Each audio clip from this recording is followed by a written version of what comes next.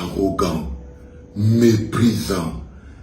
Ça, c'est William Senyou. Mais c'est le futur mari de Laetitia. On mesure la grandeur d'un manager par la grandeur des artistes qu'il peut manager.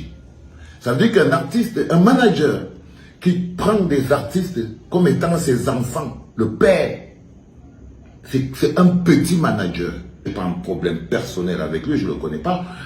L'objectif de cette vidéo, c'est que ce bonhomme a une maison de production qu'il appelle Business Comedy. Il reçoit des comédiens, il forme des comédiens, les gens viennent là-bas pour faire carrière. Le bonhomme explique à ses comédiens que comme vous venez là, sachez que la personne qui est la star ici là, c'est ma femme Laetitia. Et que là, il est dans son amour avec Laetitia. Il a dit que non, la seule personne qui va rester avec moi ici, quand vous allez aller vivre vos vies, c'est Laetitia. Donc, la seule personne pour qui tout le monde travaille ici, c'est d'abord pour Laetitia. Je suis désolé, monsieur Senyou. Vous êtes vraiment le prototype du manager, producteur, villageois, arrogant, petit dans sa tête et petit dans son esprit. Social manager, maître, chanteur. Son travail, quand tu le vois bien comme il fonctionne, il fait chanter les petits gamins. Il se prend, il dit qu'il fait la magie. Donc c'est un manager vaniteux. Il dit que pour transformer les vidéos qu'ils font là en argent, il fait de la magie. Non, il poste et il reçoit l'argent et vous distribue et il vous donne presque rien du tout. Donc, mais il vous fait croire, et il le dit parce qu'il est dans la position de l'arrogance du manager, celui qui fabrique les gens, qui n'a même plus le souci et le recul de se rendre compte que ce que je dis là n'a pas de classe. C'est-à-dire que même si c'est la vérité que tous les gens travaillent pour Laetitia, mais pourquoi tu les sors ça?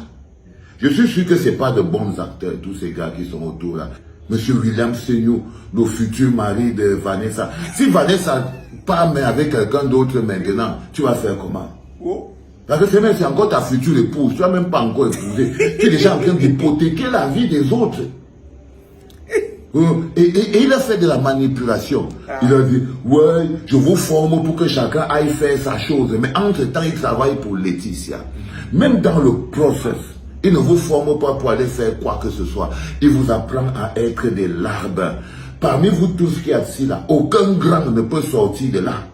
Ces petits, non seulement ils ne sauront rien, parce qu'ils sont comme des ayopistes, les gens qui sont assis autour de lui, non seulement ils ne sauront rien, mais ils n'auront pas la personnalité pour être de bons acteurs dans leur vie globale.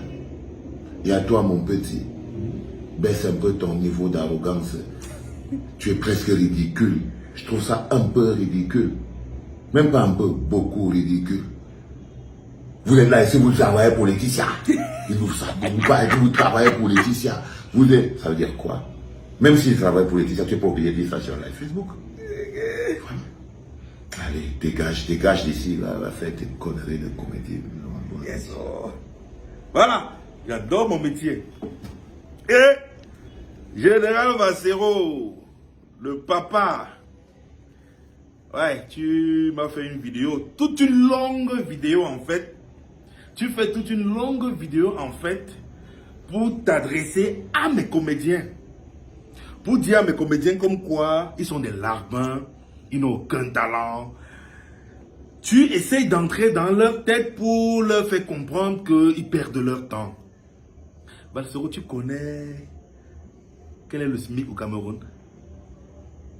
En fait, le gouvernement que tu combats a mis sur pied le SMIC que c'est moins de 30 000 francs par mois. Vassero, tu connais comment des femmes, des ménagères souffrent dans des foyers ici pour laver le sol et les couches et les caleçons des maris des gens du matin au soir pour un salaire de 25 000 francs au Cameroun. Vassero, tu connais comment le Cameroun que tu as fui pour aller faire l'ambassadeur, tu dors sur le canapé quand ta femme est fâchée en Europe là.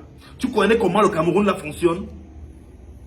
Des enfants qui travaillent 3 jours par semaine, gagnent 100 000 francs par mois. Au lieu de dire courage, sa boîte ici là, il faut améliorer. Tu fais toute une vidéo pour dire à ces enfants qu'ils perdent leur temps. Tu n'as pas honte, un vieux père comme toi. Attends, je vais te faire voir quelque chose. Attends, je vais te faire voir un truc. Voilà, regarde ça. Tu m'as fait une photo avec. Putain, c'est pas juste.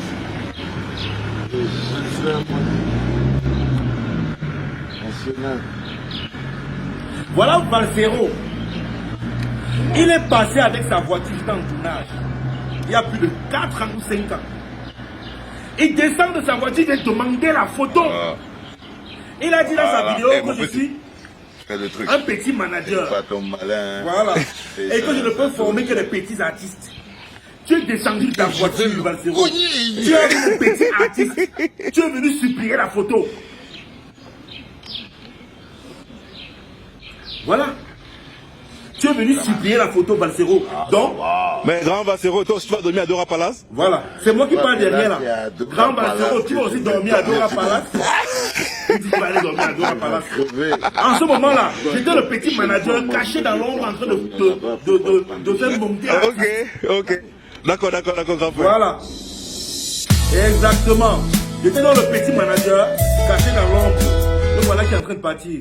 Voilà. Regardez bien. Regardez là. Bon, on va revenir sur l'autre là tout à l'heure. J'étais le petit manager caché dans l'ombre pour former le petit artiste que tu es venu supplier pour avoir une photo. C'était moi derrière. Le petit manager là. Comme c'était un petit artiste à l'époque, comme moi, je ne peux former que les petits artistes. Donc toi, tu viens supplier pour prendre les photos avec les petits artistes. Formé par les petits managers. Tous ceux qui sont autour de lui, tous les comédiens là à l'époque, attendaient pendant que je l'élevais. Tout le monde savait que c'était lui que je mets en avant. Il était ma femme. À cette époque-là, Cool Black, c'est celui que je mettais en avant. Tous les autres attendaient. Ça veut dire qu'il n'y en avait que pour lui. Toi, tu es passé dans ta voiture. Non, ce n'était pas ta voiture, parce que je reviens sur ce sujet-là. Tu es passé, tu as vu ma petite star. Non, mon petit artiste qui ne valait rien, tu es venu supplier pour avoir la photo. S'il ne valait rien, Valsero, tu ne te serais pas arrêté. Et s'il valait quelque chose, parce que tu t'es arrêté, c'est parce qu'il y avait un sorcier derrière qui travaillait. 2. La voiture avec laquelle tu passes, corps diplomatique, voilà ça. Je vais un peu zoomer pour que vous voyez bien. Valsero, c'est ta voiture. Tu es diplomate. Tu as fui ce pays pour aller dormir sur le canapé d'une femme. Quand tu étais au pays, tu conduisais la voiture, là c'est ta voiture, Valsero. Pourquoi tu n'es pas resté au pays, affronter les réalités du pays qui veulent que les Camerounais, pour avoir 30 000 francs de salaire ici au Cameroun, tu vois un vigile qui dort toute la nuit, toutes les nuits, il dort dehors, sur le froid, il touche 35 000 francs dans ce pays, Valsero. Moi, je me bats avec mon arrogance, mon insolence, ma suffisance. Oui, je suis insolent. Je travaille avec des comédiens qui touchent dans les 130 000 francs pour c'était 100 000 francs par mois. Valsero, tu viens me mettre la bouche au corps que je suis insolent. Tu veux décourager les enfants qui travaillent au quotidien pour gagner leur pain. Toi, tu viens. Fais toute une vidéo sur moi pour dire que je suis insolent. Tu ne connais pas le contexte dans lequel j'ai fait cette vidéo. J'ai fait cette vidéo pour passer un message et pour donner une réponse à une certaine situation. Tu ne sais même pas pourquoi. Tu viens, tu coupes au milieu et tu me fais ta vidéo. Valsero, je vais te montrer une autre vidéo. Un vieux père comme toi, ambassadeur. Tu dors sur le canapé en benquant, la femme est fâchée. Quand tu fais tes vidéos là, toi, Valsero, quand tu fais tes vidéos là, c'est parce que tu veux combler les fins du mois, parce que tu veux aussi dire à ta femme là-bas que moi aussi je peux rapporter l'argent à la maison. Tu as compris que les vidéos sur Facebook payent. Maintenant, ces enfants-là sont en train d'apprendre le travail que toi tu fais déjà. Mais toi, tu veux les décourager. Regarde la vidéo que tu avais dit toi-même. Regarde, c'est toi qui avais dit ça. Écoute bien, hein.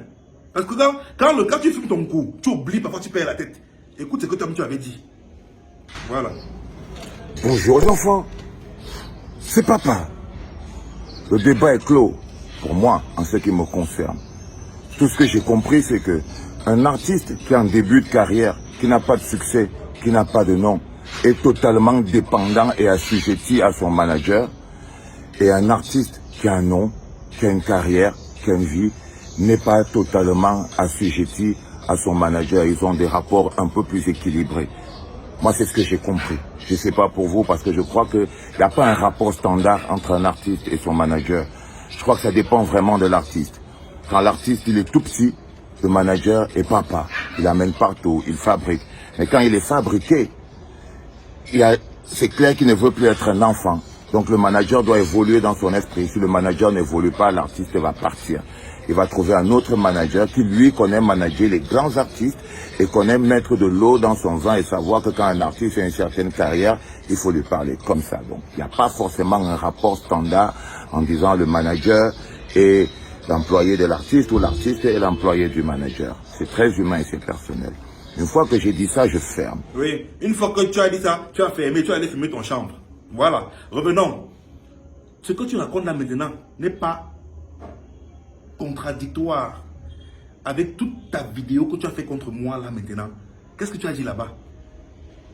Tu connais ma carrière, tu connais mon parcours. Moi, j'ai formé un jour, j'ai pris une star pour la former. Tous les gens que j'ai pris chez moi au Business Comedy Club sont des non-name. Des personnes qui m'ont vu à la télévision et qui ont souhaité passer aussi à la télé comme moi. Je les ai formés, j'ai donné un nom à beaucoup parmi eux. Toi, tu fais un speech dans lequel tu dis un artiste en herbe qui n'a pas de repère a forcément besoin d'un manager qui est comme un père pour lui. C'est ce que tu as dit. Et ça, c'était en réponse par rapport à l'intervention que j'avais faite par rapport au comportement de Happy Difoulan. Et tu avais fait ça en réponse à moi. C'est à moi que tu répondais ici, Valsero. Parce que ceux qui nous suivent, toi et moi, ont vu ton post où tu as dit William, c'est nous. Je lance les copies. Je lance le devoir, je prends les copies demain. Et tu m'as répondu avec ça. Maintenant, tu viens me dire que je suis un esclavagiste. Ces enfants-là qui sont arrivés, quand les enfants là arrivent, papa, il t'appelle Monseigneur. Regardez ma vidéo quand j'avais interpellé Valsero. Une fois qu'il passe à la télé, il commence à te mépriser. Les enfants là m'ont surnommé papa parce que je suis un père pour eux, parce que mon comportement avec eux est un comportement d'un père. Je n'ai jamais demandé à appeler papa. Mais toi, Valsero, tu t'es approprié le nom de papa. Toi, tu es un père. Salut les enfants. Donc tu appelles tout le monde enfant. C'est papa. Tu es un père, Valsero. Regarde.